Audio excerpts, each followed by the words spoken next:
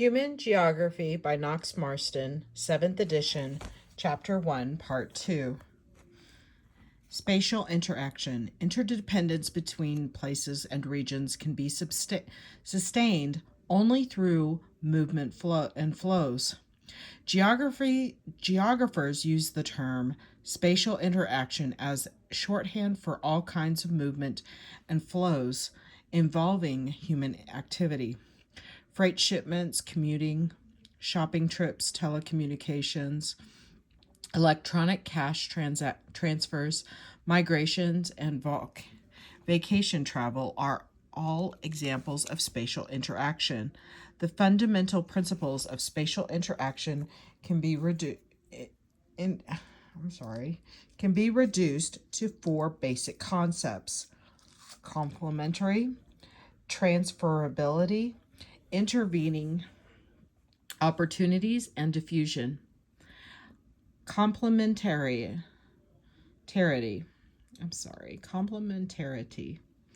For any kind of spatial interaction to occur between two places, there must be a demand in one place and a supply that matches or complements it in the other.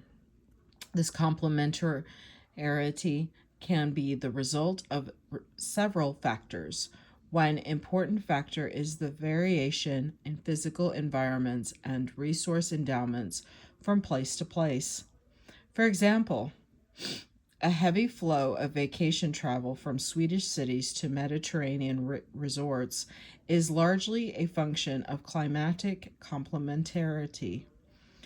To take another example, the flow of crude oil from Saudi Arabia with vast oil reserves to Japan with none is a function of complementarity in natural resource endowments. A second factor contributing to complementarity is the international division of labor that derives from the evolution of the world's economic systems. The more developed countries of the world have sought to establish overseas suppliers for their food, raw materials, and exotic produce, allowing these more developed countries to specialize in more profitable manufacturing and knowledge-based industries. See Chapter 2. Through a combination of colonialism, imperialism, and sheer economic dominance on the part of the more developed countries, less powerful countries have found themselves with economies that directly complement the needs of the more developed countries. Among the many flows resulting from this complementarity are shipments of sugar from Barbados to the United Kingdom, bananas from Costa Rica and Honduras to the United States, palm oil from Cameroon to France, automobiles from France to Algeria, school textbooks from the United Kingdom to Kenya, and investment capital from the United States to less developed countries. A third contributory factor to complementarity is specialization and economies of scale. Places, regions, and countries can derive economic advantages from the efficiencies created through specialization, which allows for larger scale operation. Economies of scale are cost advantages to manufacturers in high volume production. The average cost of production falls with increasing output, among other things. Fixed cost, e.g., the cost of renting or buying factory space, which is the same, fixed, whatever the level of output from the factory, can be spread over higher levels of output so that the average cost per unit of production falls. Economic specialization results in complementaries, which in turn contribute to patterns of spatial interaction. For example, Israeli farmers specialize in high-value fruit and vegetable crops for export to the European Union, which in turn exports grains and root crops to Israel. Transferability. Another precondition for interdependence between places is transferability, which depends on the frictional or deterrent effects of distance. Transferability is a function of two things: the cost of moving a particular item measured in real money and or time, and the ability of item to bear these costs. If, for example, the cost of moving a product from one place to another make it too expensive to sell successfully at its destination, then that product does not have transferability between those places. Transferability also varies over time with successful innovations in transport and communications technology and successive waves of infrastructure development, canals, railways, harbor installations, roads, bridges, etc. New technology and new or extended infrastructures alter the geography of transport costs and the transferability of particular things between particular places. As a result, the spatial organization of many different activities is continually changing and readjusting. The consequent tendency toward a shrinking world gives rise to time-space convergence, the rate at which places move closer together in travel or communication, time, or costs. Time-space convergence results from a decrease in the friction of distance as space-adjusting technologies have in general brought places closer together over time, figure 1.10. Overland travel between New York and Boston, for example, has been reduced from 3.5 days in 1800 to 5 hours in the 2000s, as the railroad displaced stagecoaches and was in turn displaced by interstate automobile travel. Other important space-adjusting innovations include air travel and air cargo, telegraphic, telephonic, and satellite communication systems, national postal services, package delivery services, and modems, fiber optic networks, and electric mail software. What is most significant about the latest development in transport and communications is that they are not only global in scope but also are able to penetrate to local scales. As this penetration occurs, some places that are distant in kilometers are becoming closer together, while some that are close in terms of absolute space are becoming more distant in terms of their ability to reach one another electronically. Much depends on the mode of communication, the extent to which people in different places are plugged in to new technologies. The shrinking of space has important implications for people's everyday conceptions of space and distance and for their level of knowledge and about other places. Intervening opportunity.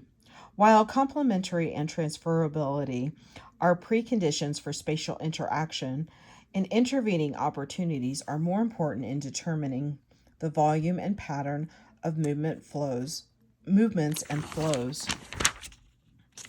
Intervening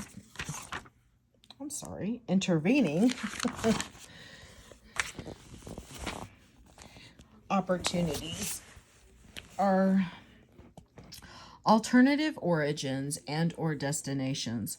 Such opportunities are not necessarily situated directly between 2 points or even along a route between them.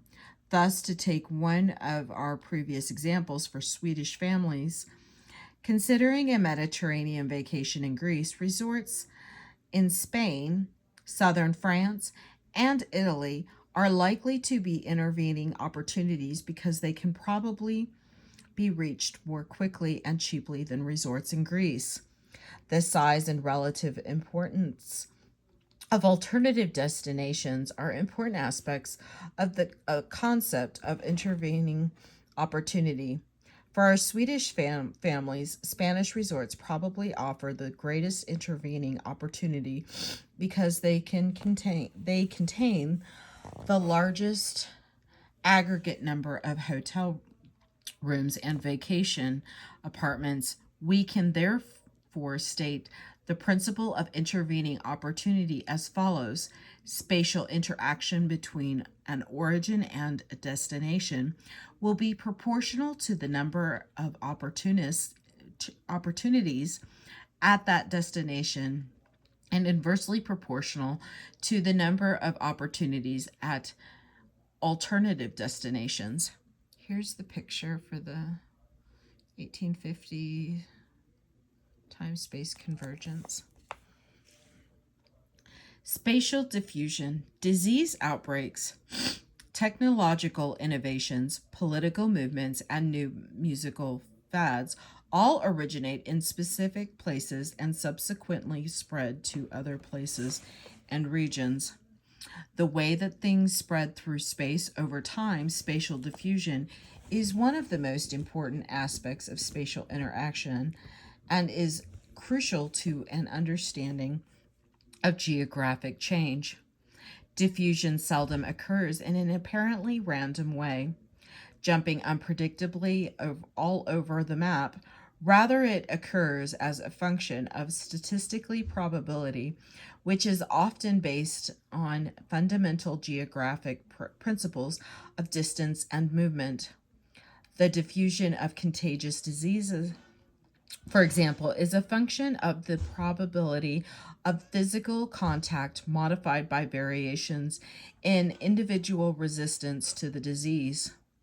The result is typically a wave of diffusion that describes an S-curve with a slow buildup, rapid spread, and finally leveling off. Figure 1.11. It is possible to recognize several spatial tendencies and patterns of diffusion in expansion diffusion, also called contagion diffusion. A phenomenon spreads because of the proximity of carriers or agents of change who are fixed in their location. I'm going to go ahead and do 1.11 for you.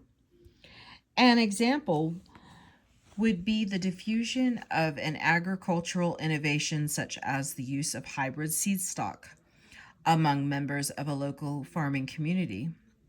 With hierarchical diffusion, also known as cascade diffusion, a phenomenon can be diffused from one location to another without necessarily spreading to people or places in between.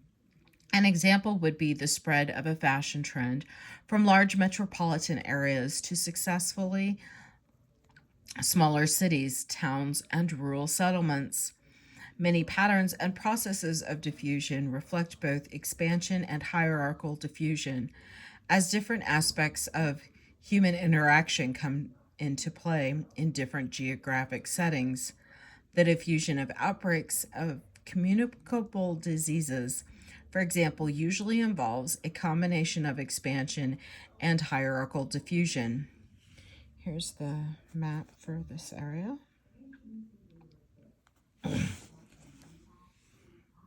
Regional analysis.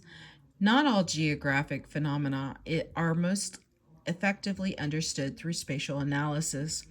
Geographers also seek to understand the complex relationships between peoples and places in terms of the similarities and differences among and between them and the identities and qualities associated with them. Here are the key concepts of regionalization: landscape and sense of place. Regionalization, the geographer's equivalent of scientific classification, is regionalization, with individual places or real units being the objects of classification. Geographers are especially interested in functional regions, sometimes referred to as nodule regions, regions that, while they may exhibit some variability in certain attributes, share an overall coherence in structure and economic, political, and social organization. The coherence and distinctive characteristics of a region are often stronger in some places than in others. This point is illustrated by geographer Donald Mening's core domain sphere model, which he set out in his classic essay on the Mormon region of the United States, Figure 1.12. In the core of a region, the distinctive attributes are very clear. In the domain, they are dominant, but not to the point of exclusivity. In the sphere, they are present, but not dominant. People's own conceptions of place, region, and identity may generate strong feelings of regionalism and sectionalism that feed back into the processes of placemaking and regional differentiation. Regionalism is a term used to describe situations in which different religious or ethnic groups with distinctive identities coexist within the same state boundaries, often concentrated within particular region and sharing strong feelings of collective identity. If such feelings develop into an extreme devotion to regional interests and customs, the condition is known as sectionalism. Regionalism is often involves ethnic groups whose aims include autonomy from a national state and the development of their own political power. See Chapter 10. In certain cases, enclaves of ethnic minorities are claimed by the government of a country other than the one in which they reside. Irredentionism is the assertion by the government of a country that a minority living outside its formal borders belongs to it historically and culturally. In some circumstances, as with Russia claims on Russian-speaking enclaves in eastern Ukraine in 2014, irredentionism can lead to armed conflict. Landscape. Geographers think of landscape as a comprehensive product of human action, such that every landscape is a complex repository,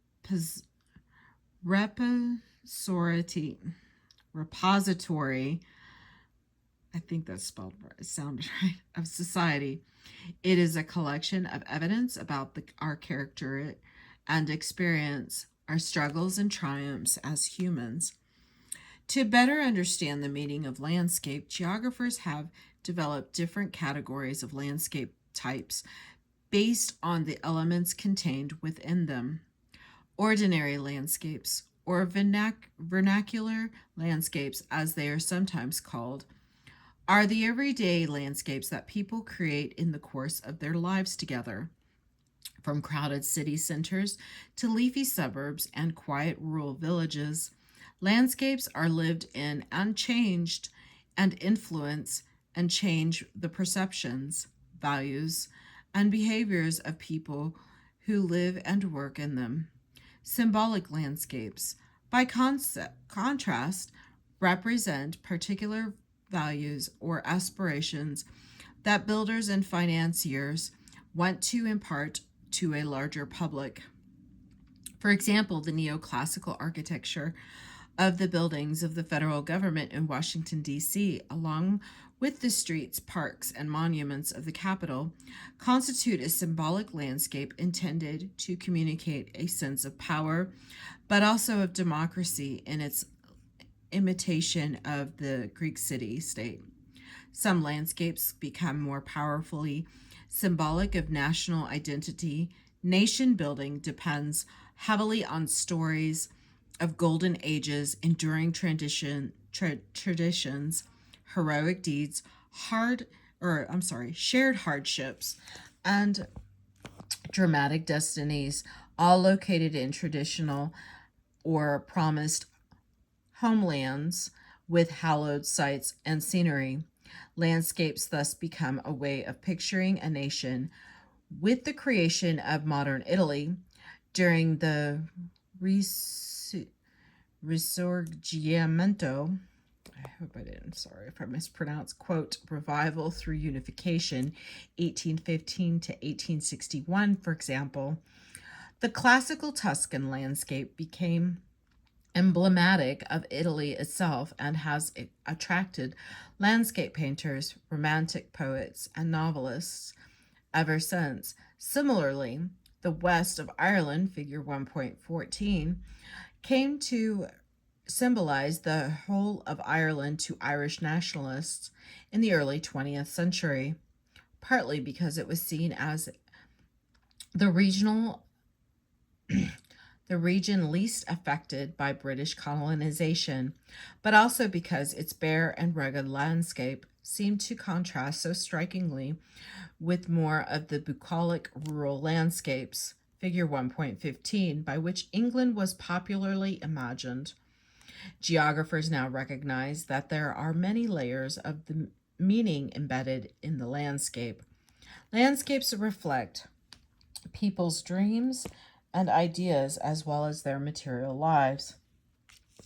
The messages embedded in landscapes can be read as signs about values, beliefs, and practices, though not every reader will take the same message from a particular landscape, just as people may differ in their interpretation of a passage from a book. In short, landscapes both produce and communicate meaning, and one of our tasks as geographers is to interpret those meanings. Go ahead and focus on the pictures here so that you may read that. Hopefully you can read that. That's figure 1.13. Here's figure 1.14. Kind of curl that so you could, and 1.15. Sense of place. Everyday routines experienced in familiar settings allow people to derive a pool of shared meanings. Often this carries over into people's attitudes and feelings about themselves and their locality. When this happens, the result is a self-conscious sense of place. Sense of place refers to the feelings invoked among people as a result of the experiences and memories they associate with a place and to symbolism they attach to that place. It can also refer to character of a place as seen by outsiders, its distinctive physical characteristics, and or its inhabitants. For insiders, the sense of place develops through shared dress codes, speech patterns, public comportment, and so on. A crucial concept here is that of the life world, the taken for granted pattern and context for everyday living, through which people conduct their day-to-day lives without conscious attention.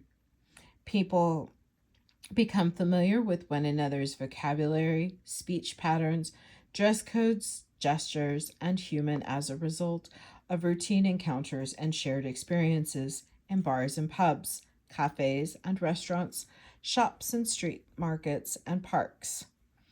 This is known as insubjectivity, shared meanings that are derived from everyday practice. Elements of daily rhythms, such as mid morning grocery shopping with a stop for coffee, the aperitivo en route from work to home, and the after dinner stroll, are all critical to the intersubjectivity that is the basis for a sense of place within a community. The same is true of elements of weekly rhythmic, such as street markets and farmers markets, and of seasonal rhythms, such as festivals.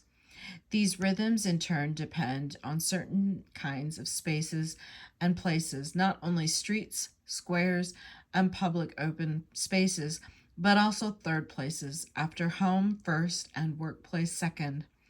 The sidewalk cafes, pubs, post offices, drugstores, corner stores, and family-run trattoria that are the loci of routine activities and socio-cultural transactions. Third places accommodate, quote, characters, regulars, and newcomers, as well as routine patrons, and, like public spaces, facilitate casual encounters as well as settings for sustained conversations. The nature and frequency of routine encounters and shared experiences depend a great deal on the attributes of these spaces and places.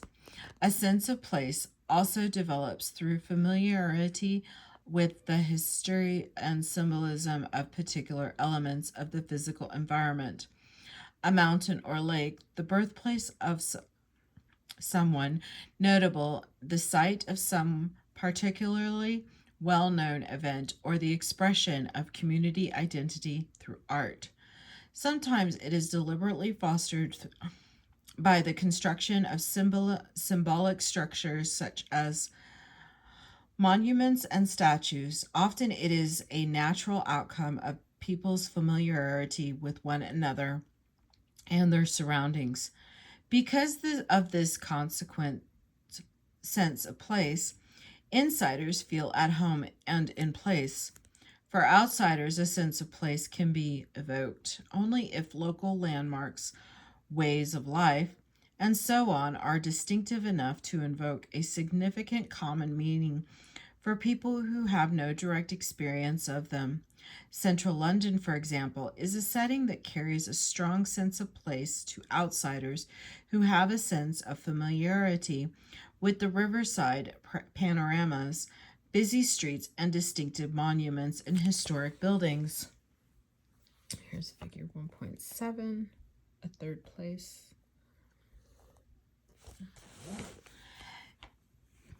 Developing a geographical imagination. A geographical imagination allows us to understand changing patterns, processes, and relationships among people, places, and regions. Developing this capacity is increasingly important as the pace of change around the world increases to unprecedented levels. It is often useful to think of places and regions as representing the cumulative legacy of successful periods of change. Following this approach, we can look for superimposed layers of development or evidence of the imprint of different phases of local development. See box 1.3. Quote, windows on the world, South Beach, Miami Beach, unquote. We can show how some patterns and relationships last, while others are modified or obliterated. We can show how different places bear the imprint of different kinds of change, perhaps in different sequences and with different outcomes. To do so, we must be able to identify the kinds of changes that are most significant. We can prepare our geographical imagination to deal with an important aspect of spatial change by making a distinction between the general and the unique. This distinction helps account for geographical diversity and variety because it provides a way of understanding how and why one kind of change can result in a variety of spatial outcomes.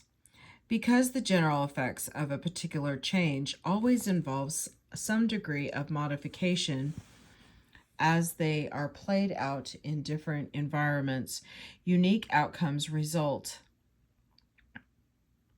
of major episodes of change. There are most always some unique outcomes too. Let us take two related examples. The Industrial Revolution of the 19th century. Europe provides a good example of a major period of change. A few of general spatial outcomes were increased urbanization, regional specialization in productions, and increased interregional and international trade. At one level, places could be said to have become increasingly alike. Generic coalfield regions, industrial towns, ports, downtowns, worker housing, and suburbs. It is clear, however, that these general outcomes were meditated by the different physical, economic, cultural, and social attributes of different places. Beneath the dramatic overall changes in the geography of Europe, new layers of diversity and variety also existed. Industrial towns developed with developed their own distinctive character as a result of their manufacturing specialties, their politics, the personalities and objectives of their leaders, and the reactions of and responses of their residents. Downtowns were differentiated from one another as the general forces of commerce and land economics played out across different physical sites and within different patterns of land ownership. Various local socio-economic and political factors gave rise to different expressions of urban design. Meanwhile, some places came to be distinctive because they were almost entirely bypassed by this period of change, their characteristics making them unsuited to the new economic and spatial order. Figure 1.18. The second example of general and unique outcomes of change is the introduction of the railroad. One of the specific changes involved in the Industrial Revolution.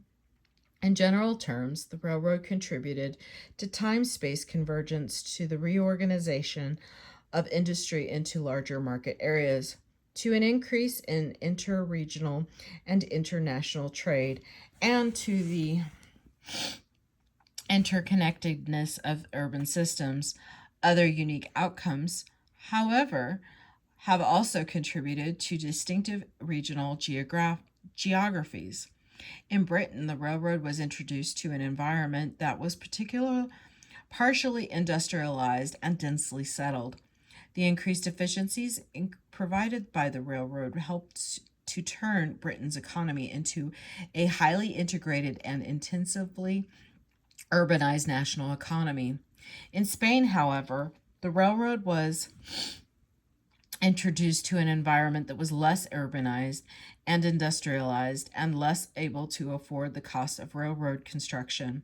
The result was that the relatively few Spanish towns connected by the railroads gained a massive comparative advantage. As a result, Spain's space economy was much less integrated than Britain's, with an urban system dominated by just a few towns and cities. Here's figure 1 point. This is Herzberg, Germany. Let's see if I can. There you go. There. That way you can read that.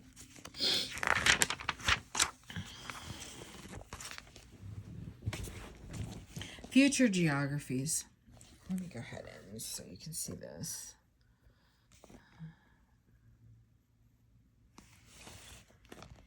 Future geographies. Places and regions are constantly in a state of change. This raises the question of what we may expect to see in the future. An understanding of geographic processes and principles, together with the knowledge of past and present spatial patterns, allows us to make informed judgments about future geographies, an important dimension of applying our geographical imagination. Whereas much of the world had remained virtually unchanged for decades, even centuries, the Industrial Revolution and long-distance, high-speed transportation and communications brought a rapid series of rearrangements to the countryside and to towns and cities in many parts of the world. Today, with globalized economy and global telecommunications and transportation networks, places have become much more interdependent, and still more of the world is exposed to increasingly urgent imperatives to change. Will social networking sites bring about new patterns of human interaction? Will we be able to cope with the environmental stresses of increasing industrialization and rapid population growth? Will the United States retain its position as the world's most powerful and influential nation? What kind of problems will the future bring for local, regional, and international development? What new technologies are likely to have the most impact in reshaping human geographies? Will globalization undermine regional cultures? These are just a few of the many questions that spring from the key themes in human geography. As we begin to look into the future, we can appreciate that some dimensions of human geography are more certain than others. We can only guess, of course, at some aspects of the future. Two of the most speculative realms are those politics and technology, which are both likely to spring surprises at any time. On the other hand, in some ways, the future is already here, embedded in the world's institutional structures and in the dynamics of its population. Figure 119. We know, for example, a good deal about the demographic trends of the next quarter century given present populations, birth and death rates, and so on. We also know a good deal about the distribution of environmental resources and constraints, about the characteristics of local and regional economies, and about the legal and political frameworks within which geographic change will probably take place. The tools and concepts of human geography allow us to understand change in terms of local placemaking processes that are subject to certain broader principles of spatial organization, as well as the overall framework of the global economy. In subsequent chapters, we look more closely at specific aspects of human geography. We shall be able to see how geographic processes and principles can suggest future patterns and pathways of change. In conclusion, human geography is the systematic study of the location of peoples and human activities across Earth's surface and their relationships to one another. An understanding of human geography is important both from an intellectual point of view, i.e., the understanding the world around us, and a particular point of view, example, contributing to environmental quality, human rights, social justice, business efficiency, political analysis, and government policy making. Human geography reveals how and why geographical relationships matter in terms of cause and effect in relation to economic, social, cultural, and political phenomena. Human geographers strive to recognize these wider processes and broad geographical patterns without losing sight of the uniqueness of specific places. Geography matters because it is in specific places that people learn who and what they are and how they should think and behave. Places are also strong influence for better or worse on people's physical well-being, their opportunities, and their lifestyle choices. Places also contribute to people's collective memory and become powerful emotional and cultural symbols. Places are the sites of innovation, of change, of resistance and conflict. To investigate specific places, we must be able to frame our studies of them within the compass of the entire globe. This is important for two reasons.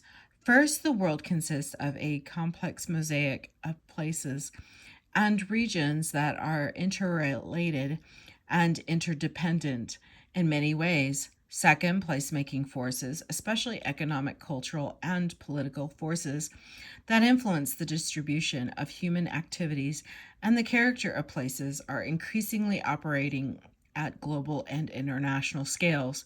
Chapter 2, we describe the changing global context that has shaped places and regions around the world. I'm going to go ahead and I will zoom in on this area so that you can read this at your leisure. This is the summary. Should you wish to take notes.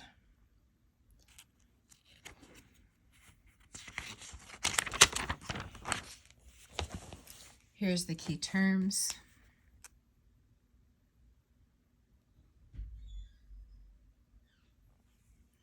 Here's review and discussion.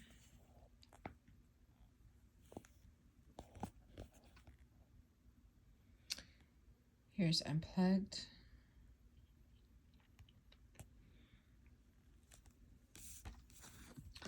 Data analysis.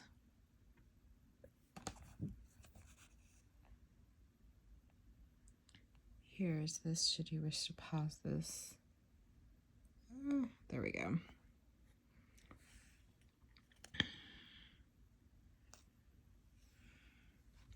This is the end of Chapter 1, Part 2. Thank you.